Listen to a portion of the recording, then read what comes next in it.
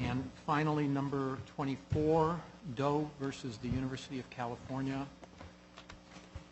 Southern California, sorry.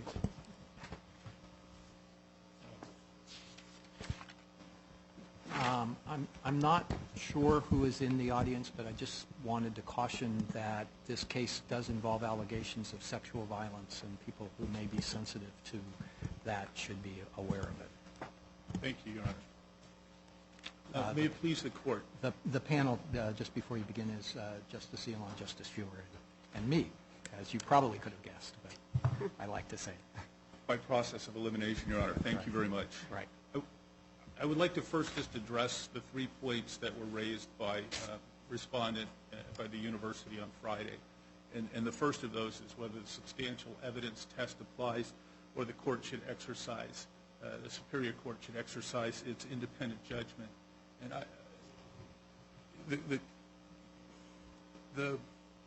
the court must exercise its independent judgment under the circumstances of this case and under the circumstances of similar cases. And that's shown here by the university policy requires the investigator. Keep in mind, it's a sole investigator. In this case, there were 2 investigators. There's no one individual who heard all the evidence to paper hearing. It involved 2 people at different times, at least. And that they're supposed to reach a decision based on the preponderance of the evidence, to weigh the evidence, and as to each fact that would be of an issue for the determination of the violation of the campus policy. In this case, we've pointed out in our briefing that what the investigator does is essentially a substantial evidence test, is look at the evidence that's available that they wish to consider and find evidence that tends to support the initial allegations. In this case, the sole charge against the petitioner was that there was incapacitation due to alcohol.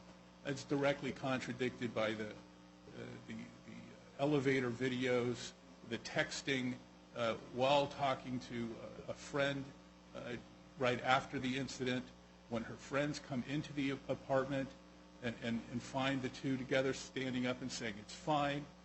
There's no indication, there's no substantial evidence that supports a finding that there was incapacitation due to alcohol. There may have been other violations that could have been found, but the charge against him is incapacitation due to alcohol. What happens then in most cases, and specifically in this case, is then it goes to this anonymous appeals panel. Now, there was a change in the policy. So the policy used to provide that there was only limited grounds. It's on, I think it's 36 of the record. Sorry, 76. And that's the appeal cover page that allows a very limited appeal by the accused student. And that's just the 3 points that are there. There's no requirement that the appeal panel, although the policy says at that time that they were to make decisions based on a preponderance of the evidence.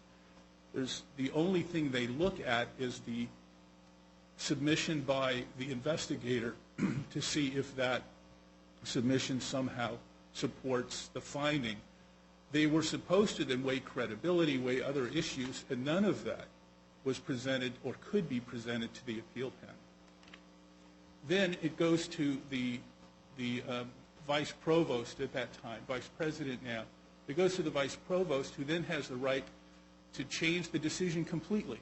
It's utterly open. There's no reasoning. It doesn't have to find by preponderance of the evidence, doesn't have to review for substantial evidence, merely has to make a decision based upon whatever the vice provost wishes to do, and can change that decision completely. Then the only option that the student has at that point is the writ of mandate to the Superior Court. The Superior Court looks at the de novo review of the fairness. It can't complete a fairness review de novo without seeing if somebody ever, during that process, actually weighed the evidence. If they didn't weigh the evidence, they're not complying with their policy. If they, because the policy requires that they find by a preponderance of the evidence. So if the appeals court, if the appeals panel at the school passes and then the Superior Court passes, there's no one ever checking to see, in a matter that involves fundamental vested rights, that anyone has ever made a decision based upon the preponderance. What's the fundamental vested right? The fundamental vested right is the right to continue the education that they've contracted for. Do you have any authority that that's a fundamental vested right within the meaning of administrative mandamus law? Not yet, Your Honor, and that's why I'm here to argue that point. There's right. nothing. And in this division's most recent decision in the area, we suggested it wasn't, didn't we? Yes, but the cases that rely on that talk about fundamental or a vested right or fundamental constitutional right, not a vested fundamental right that's affected by this administrative process. So, for instance, Garfinkel. Does somebody have a right to a postgraduate education or a graduate education or a bachelor's degree?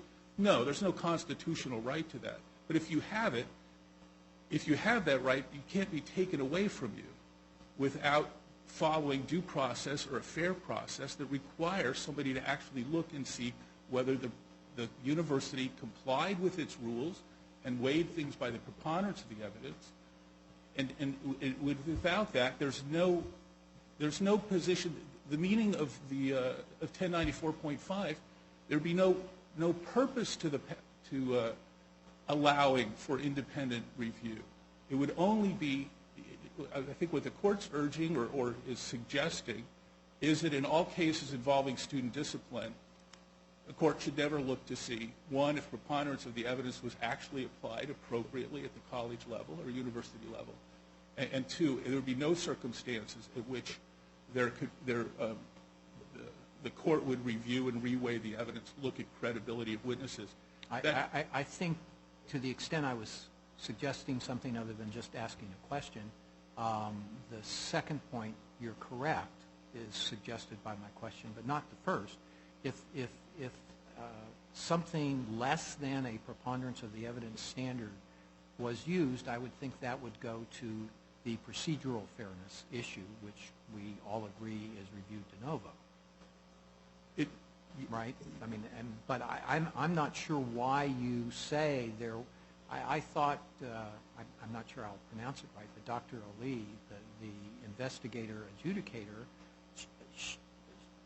weighed the evidence. She made express credibility determinations, which may in fact be a problem given the fact that she didn't interview everybody, but it certainly was a weighing of the evidence by her, and that was what the USC procedure contemplated.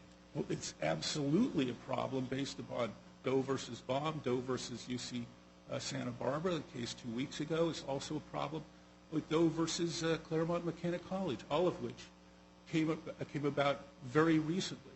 The law protecting accused students in colleges and universities is getting somewhat less hostile. And so right now, especially in this case, you have two private parties, a private corporation and a private individual. And there's a lot of issues that go into it's like dancing on the head of a pin. It's the issues that go into where the court defers somehow to the university. There's no deferral because it's a private entity. There's no deferral or deference, There's no deference in student discipline because the court's required to view it de novo. And yet what's argued by the universities is that, oh, we're the university, we know best, the court shouldn't look. And the court shouldn't look to see whether there's substantial evidence that supports a finding that takes away someone's right to an education.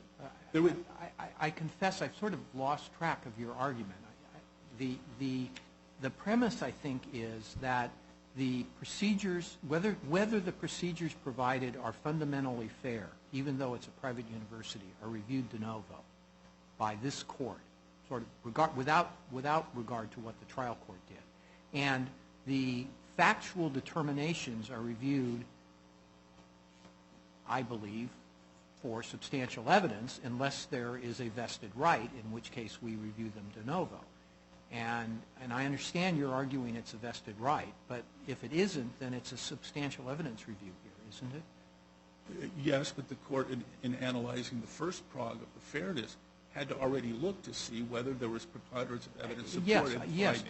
What was the standard that was used? Now, I actually thought that the argument in the briefing was that the university required your client to prove innocence as opposed to there was something other than a preponderance of the evidence standard that was used. Am I misremembering what your argument was? No, I mean, that's one of the arguments as part of the whole process being unfair, is that he's required to prove essentially a negative, that it was consensual, not what the university found. Well, but there was, I mean, he wasn't. There was testimony by the accuser that established a prima facie case. I wasn't conscious enough to be able to consent to have sex, and we had sex. Whether or not it was multiple forms of sex or not, her testimony, wasn't it ample to provide a prima facie case in terms of the substance of the evidence? She also testified that, yes, but right immediately before that, she's walking and talking and greeting people in an elevator. Right. When her friends walk in the room, moments, or actually during, between, apparently between instances of sexual activity, she gets up and says, I'm fine, locks the door behind them, tries to get them out of the room. Then they're there for another, 20 minutes or so. Then she starts texting people immediately, talking about, I just had sex. She texts her friends before they get to the apartment and says, I'm with John. All of that was in front of the adjudicator, wasn't it? Well, that's why cross-examination is required in these cases. It's not possible. If you believe just one side, you will always have substantial evidence anytime there's any accusation. So what happens without a preponderance of evidence review at some point, and without an ability to cross-examine and challenge in any way the story, you're accused, you lose. And that's what happens.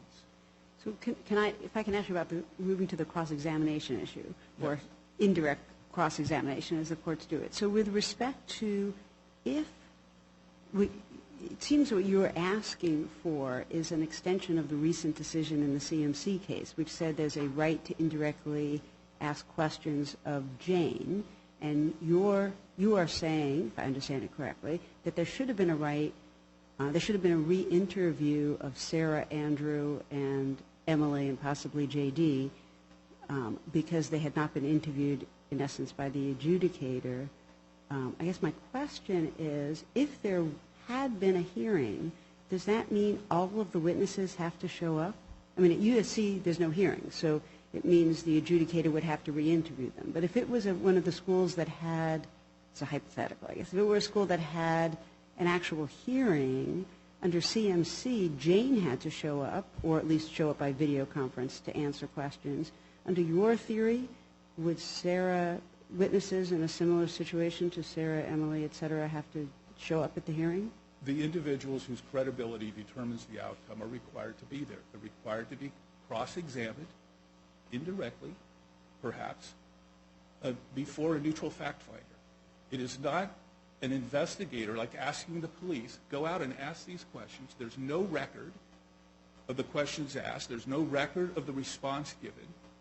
So what is suggested is that, and by universities, is we should be allowed to go out and have a process in secret, and then that stands for cross-examination before a neutral fact finder.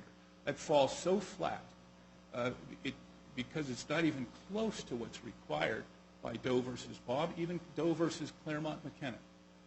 Also Doe versus Regents, the UC San Diego case. That there has to be some questioning. It's a star chamber. One individual goes out, interviews some people. There's no record.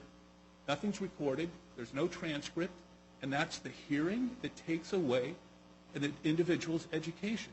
This room would have fewer people without education. There would be far less. Education is so fundamentally important to our democracy, to anybody's advancement in life, and to stay. That's not a fundamental right, and it's not vested when you have a contractual right to attend the college, and you're attending the college and complying with the college's rules. that that's not a vested fundamental right, it just falls flat. And if I can just follow up for a second with respect to the credibility question, where do you draw the line? Like here you are arguing that there were 3, possibly 4 witnesses in particular because there was a credibility question about blood versus paint, et cetera. There's a credibility issue.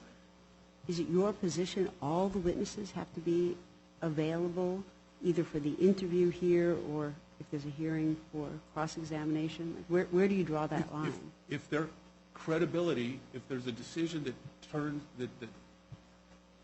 where there's substantial harm that can come from that, and damages as there was here, to an individual who's accused, yes, the individuals have to be before a neutral fact finder where their credibility determines the outcome. Now, in the hypothetical, are there people who are tangential here? Probably. There's conflicting information about from individuals regarding her level of intoxication. In fact, she's texting, walking, they see her making out. She's behaving normally. She knows who she's with. She knows where she is. She's taking him home. All of that, it just shows that she's aware of the who, what, where, and why. And to say there's substantial evidence that supports incapacitation, any reasonable person could determine that or rely on just her statement, unchallenged in any way. And this what happens. Well, what about his text? I'm so sorry about last night. I made a drunken mistake and feel horrible about it. I had no right to do what I did, and I'm so sorry. I hope you can forgive me. Doesn't that lend credence to her version of what happened? That he raped her. No, I don't. No, it doesn't. Or that he had consent, but that her consent wasn't effective because she was intoxicated. Then there's speculation, in great speculation into that. And well, that's standing alone, but not coupled with her story. Then there's no speculation. As to what the drunken mistake was? She said what the drunken mistake was, and he acknowledged that he made a drunken mistake. I mean, that's. I don't think she didn't say what the drunken. She didn't say you raped me. She said she did not effectively consent to sexual activity. Well, he says, hey, it's John Doe. I think I may have left my wallet at your place. It's at 8:06. I'm so sorry about last night. I made a drunken mistake. I feel horrible about it. I had no right to do what I did, and I'm so sorry. I hope you can forgive me. It's not in response to her saying you raped me. It's not an adoptive admission, but it's corroborative of what happened. But ultimately, I guess the question that I have is, I mean, you've hit a lot of different things and said the USC didn't do this and it didn't do that. The question is, what is your view is the minimum that would be required for a fair procedure when you have a student accused of sexual violence at a private university? I would say the bare minimum would be what's required in small claims court when you're talking about $10,000 and not hundreds of thousands of dollars in education in the future, that you have a neutral fact finder and you have evidence that's presented. Although there's not formal rules of evidence, there has to be, and I think the Doe versus Regents, the UC Santa Barbara case that came down 2 weeks ago, discusses that. There has to be some presentation of reliable evidence that is to a neutral fact finder, not a policeman going out collecting information. Right, but there's a whole lot of law that says that you don't have to separate the investigative and the adjudicatory functions. Well, I think those generally involve actual governmental agencies where there's an administrative board, and there are usually 2 functions, not all 3 functions in one individual or partial among different minds here. In this case, where there. Well, right, all right. So, I mean, I guess, is the problem, I mean, I don't think it is reasonable to expect this court to write the rules of procedure for USC, right? I think that what our function is if we think we think that this procedure was not fundamentally fair, to identify the elements of it that were lacking. And I've heard you say the fact that there were 2 investigators, right, and the absence of indirect cross-examination of the accuser, but also absence of what else beyond those 2 things would have had to be minimally a different adjudicator, different from the investigator? I think most due process and fair process is a few bullet points. It's you're told exactly what you're charged with and given some facts so you can address them.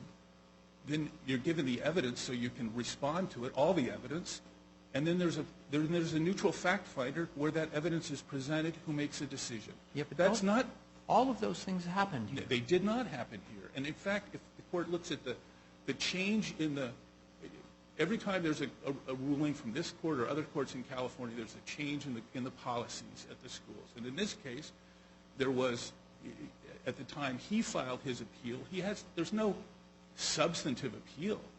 It's like some procedural error. And we're talking about non-graduated high school, I think he was a high school freshman, or first year freshman at USC. And he's told he doesn't have a right to an attorney, he doesn't have a right to cross-examine, he doesn't have a right to all the evidence, he doesn't have a right to have anybody speak at all in any meeting. And then they're told that it's not a legal process. And at the end of it, you lose your right to get a 4-year university degree anywhere in the United States that receives federal funding. That's what happens.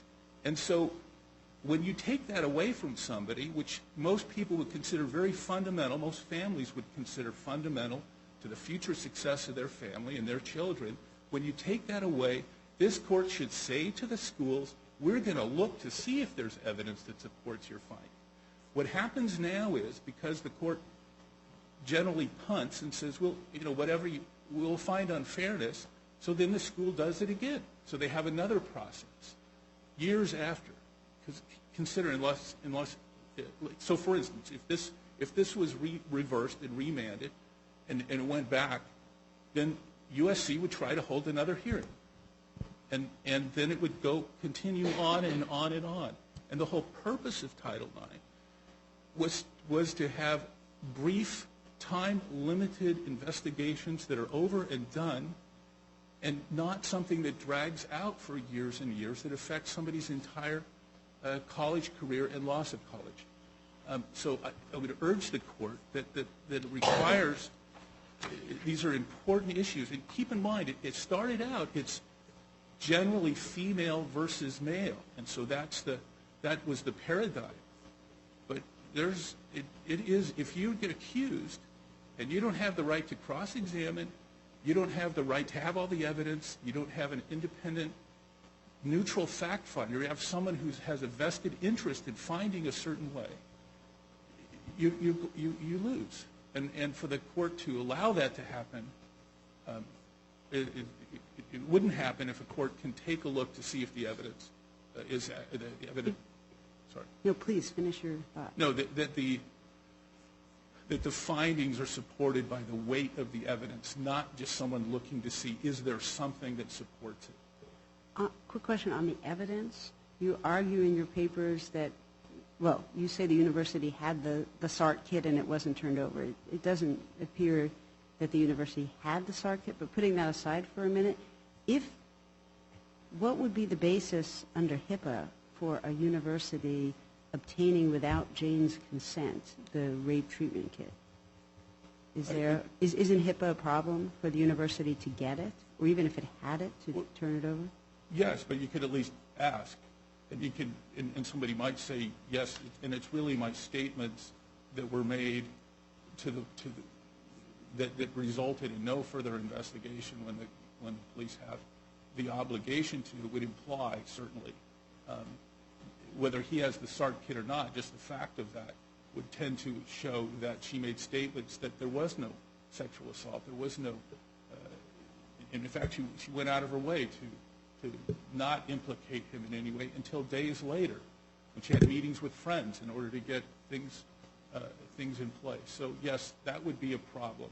But one point I should just say regarding the case that's cited by the university on Friday, one result of that where an individual didn't contact a witness and maybe should have or didn't press it far enough is now you have everybody conducting their own investigations. So it's up to the student now to also investigate whether or not there was a violation of the policy, because they can't rely on the university to do it fairly and impartially. I have one more question about the right, and given that this is a private university with private parties, the contract by which the student attends the school includes, does it not, the code of behavior?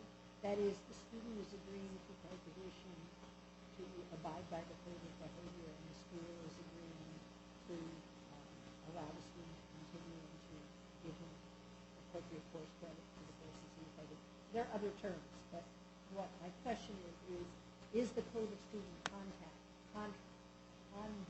part of the contract between the university and the school? Yes, and this is exactly why there needs to be a preponderance of the evidence and an independent review. You have essentially private entities like Walmart now litigating against its customer, or Ford deciding contractual rights with its customer. It's not an HR model. It's not we're in a company, we're going to investigate our employee to find out what happened. But that's where a lot of this field comes from. It's an HR model. It is not we are actually going to determine whether or not they're trying to litigate their own contractual rights that they have with the student, and they're saying, okay, you're out. We don't have to give you any of our of the benefits that we're contracted to provide because we said so. But if the code of conduct includes the process by which violations will be determined, the student agrees to that, doesn't that have some meaning? Yes, and the student agreed to preponderance of the evidence to support the findings, and the court. As determined by the policy. An investigator / fact. Correct? Yes, and the policy as well. There's a lot of other promises in those policies too about fairness and impartiality and access and right to appeal.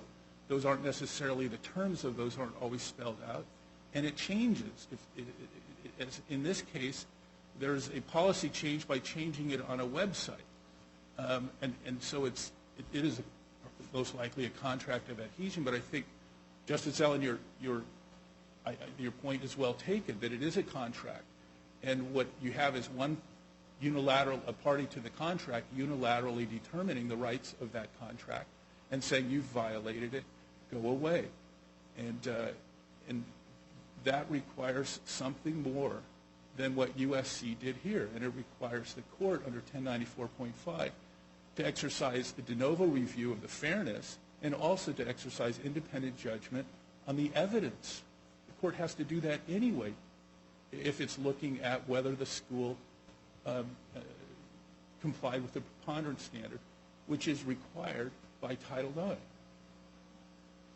All right. Go ahead. I've You overstayed my time. I appreciate it. have, but that's part of the reason we put this case last, was we have questions. So you'll have the 5 minutes you asked for rebuttal.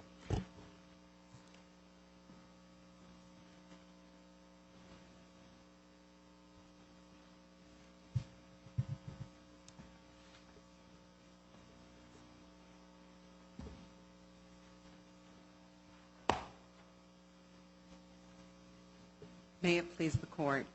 I'm Theana Evangelos, and I represent the University of Southern California. The proceedings in this case were fair and impartial and exactly what USC explained in the Code of Conduct. And John, I will call the appellant John just for ease of reference, was represented by counsel throughout the proceedings. He had notice of the complaint against him and the grounds for it. He had access to the evidence, and again, he was represented by counsel throughout the investigation, and there was substantial evidence, there was overwhelming evidence here that Jane, I'll call the complainant Jane for ease of reference, that she was too intoxicated to consent on the night in question. And it wasn't just her testimony, although she testified and was interviewed by Dr. Alley by Skype. It was the testimony of several eyewitnesses who were there and testified to her stumbling. They testified to the fact that she was extremely drunk, that she fell down, that she couldn't walk. There is no dispute that she vomited right before the attack. She was, the text messages as well show that she was extremely intoxicated. There was no evidence to the contrary. What counsel is arguing about are inferences to be drawn from the text messages or from the testimony and from the evidence, but that evidence was substantial and overwhelming, and also it included the testimony of John's friend, who was perhaps the strongest witness to how extremely drunk Jane was. And of course, that's the key question here. The key question is whether she was able to give consent or whether she was too intoxicated to do so. And that was what the universities found, and that determination was supported by substantial evidence. What are we to do with the CMC decision and the requirement that it articulated of giving the accused student of a right of indirect cross-examination? Thank you, Your Honor. That's a very good question, because here, this case is distinguishable on the facts, but I'd also like to start by pointing out that John never asked for that opportunity to pose questions, and in his briefing in this court never argued that he had a right to cross-examine, so that argument has been forfeited by him, and that's one of the main problems with his procedural arguments now before this court, is he forfeited them in the Superior Court as well. As the court found, those arguments were not properly presented. But doesn't forfeiture normally imply a decision that is made with knowledge? That is, you know that you have a right to reject the evidence, you fail to reject the evidence, you have forfeited the rejection. In this case, was there a case prior to McKenna in California which put him on notice that he had the right to request this? And isn't that essential to your forfeiture argument? Well, Your Honor, first, it wasn't required here, and perhaps I can address that point. It wasn't required because this case didn't turn on the testimony only of the complainant, of Jane. There was lots of evidence in addition to that. There were text messages. There was John's own admission in his text the next day. There was videotape evidence, 6 witnesses. And so there is additional substantial evidence, and it's not a he said, she said situation like Claremont McKenna. So you would limit CMC to the situation in which there's only testimony or only statements from the 2 individuals who were directly involved in the incident? Yes, Your Honor, and I believe the court actually in that decision limits it to those circumstances and says when a case turns on the credibility of the complainant, and that is the only witness, and there, again... Well, in that case, she was the only witness. Yes. And certainly the accuser's credibility is important here. It's important, but it's not the only evidence that she was extremely intoxicated. Even if we put that to the side, there's just a mountain of other evidence. So it's not like that case. It's also not like the case involving UCSB, Doe versus Regents, where again there it was there was her testimony, his testimony, and the testimony of witnesses in the other room who contradicted what she said happened. So here, all of the evidence was consistent with her account. So but to go back to Justice Zelon's question about forfeiture, here John did argue at some point that he had a right to cross-examine, but then he never made that argument before this court. So he has forfeited that. And certainly litigants have been making the argument that there's a right to cross-examine in many cases involving university proceedings. This is not a new concept. It's been rejected every time by courts in this state consistently. There's no right, even in Doe versus USC from 2016, which John relies on heavily. That case also says there's no right to a cross-examination. Let me ask you a question about something you just said. You said there was no evidence that called the credibility of the complaining witness into question. The complaining witness said that there was blood everywhere. There was blood on the mattress, blood on the sheets, blood on the floor. And Sarah, I believe, testified that when she came to the apartment the next morning, there was no blood. It was clean, it was neat. Doesn't that call into question the credibility either of Sarah or the complaining witness? But those are not consistent statements. Well, Your Honor, I'm not sure about the timing there because, the apartment was very messy. And when Sarah came to the apartment, quickly stopped by, it wasn't, she didn't. She was there for 5 or 10 minutes, according to your testimony. Blood on the floor, you would think that 5 to 10 minutes could be enough time to notice. Well, there was a stain on the carpet, but again, if you're not looking for it, you can see from the photographs the room was quite disheveled.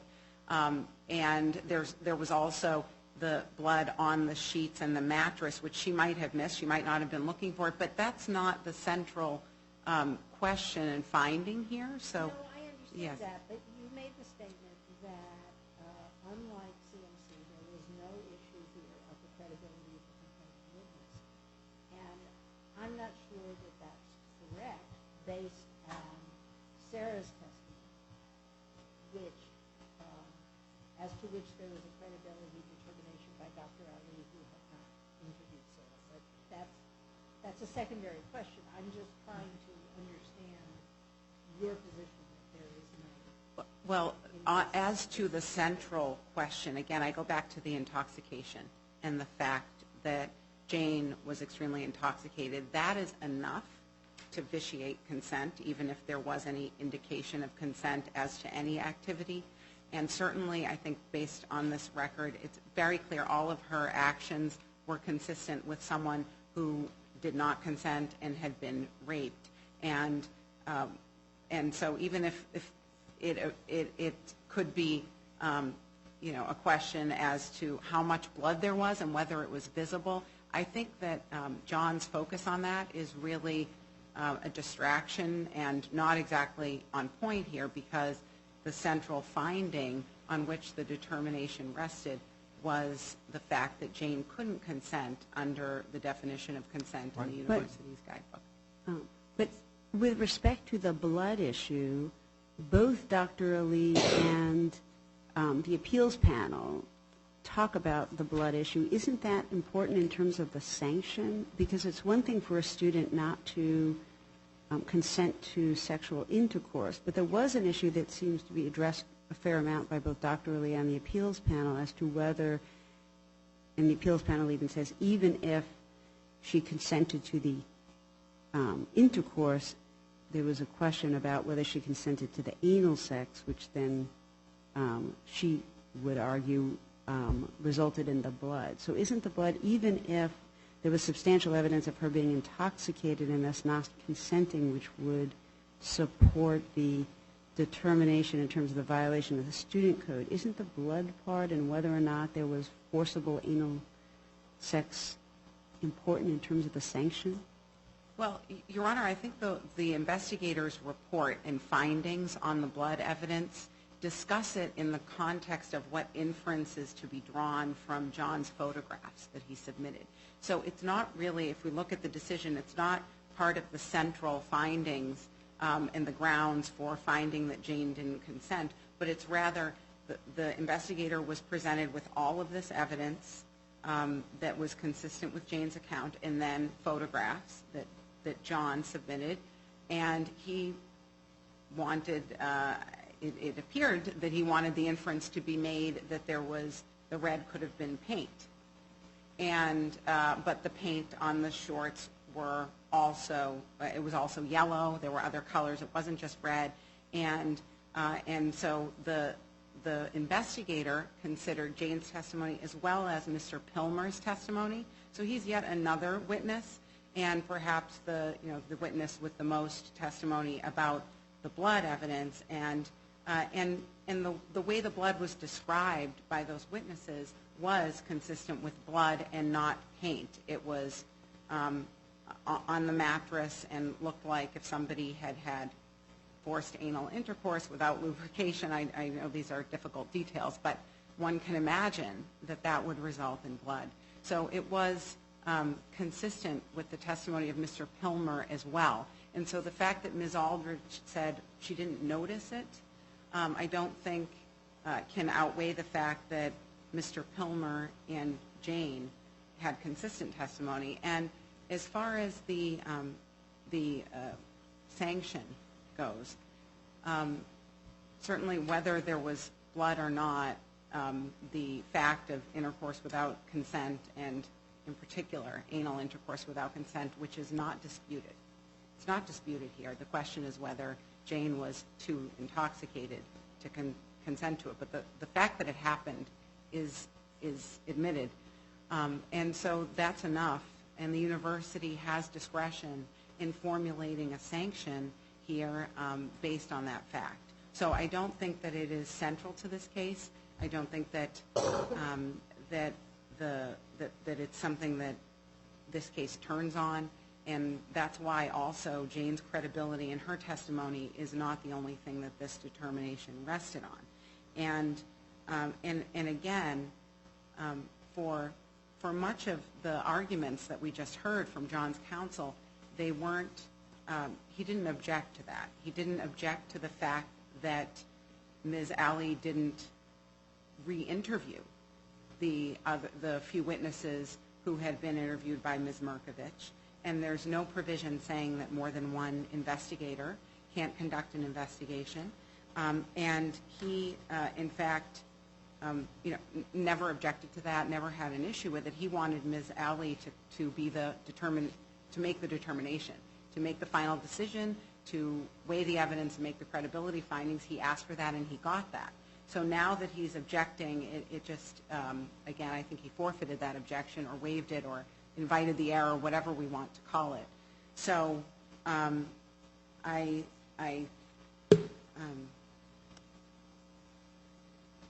happy to answer any questions that your honors have. I don't think there are any at this point. It happens late in the afternoon. All right. Thank you very much. Thank you. Mr. Hathaway.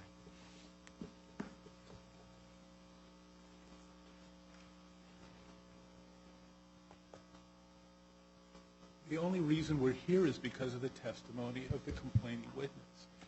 If she didn't testify that there was sex and that she was drunk, and we've heard extremely intoxicated, that's not enough. It has to be incapacitation.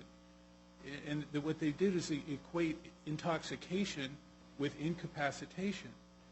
I think her own testimony is, I was having sex with him. I wasn't responding. She texts her friends right before, yes, I'm with John. Right after, her friends come in. All of that contradicts that she doesn't know the who, what, where, and why. The elevator shows her, her leading him back to her place. He doesn't know where she lives. She's bringing him back. She's walking, talking, greeting people, pressing elevator buttons. She's playful. She's happy. When her friends walk in, she's fine.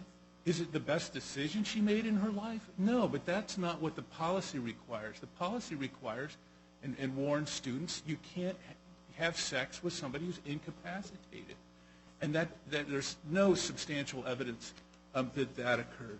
Regarding the photographs that were presented in the apartment, there's no information as to when those were taken, if that's in the bedroom. The blood, pools of blood without any physical injuries. That's what you have here. And you have two individuals, the boyfriend and the woman who got caught by her best friend And remember, they were at the book fair, the LA County Book Fair, that day with Mr. Pilmer and her friend who had introduced them. Her friend walks in on them having sex. And of course she tries to get them out. All of that totally contradicts any sense that she's incapacitated due to alcohol.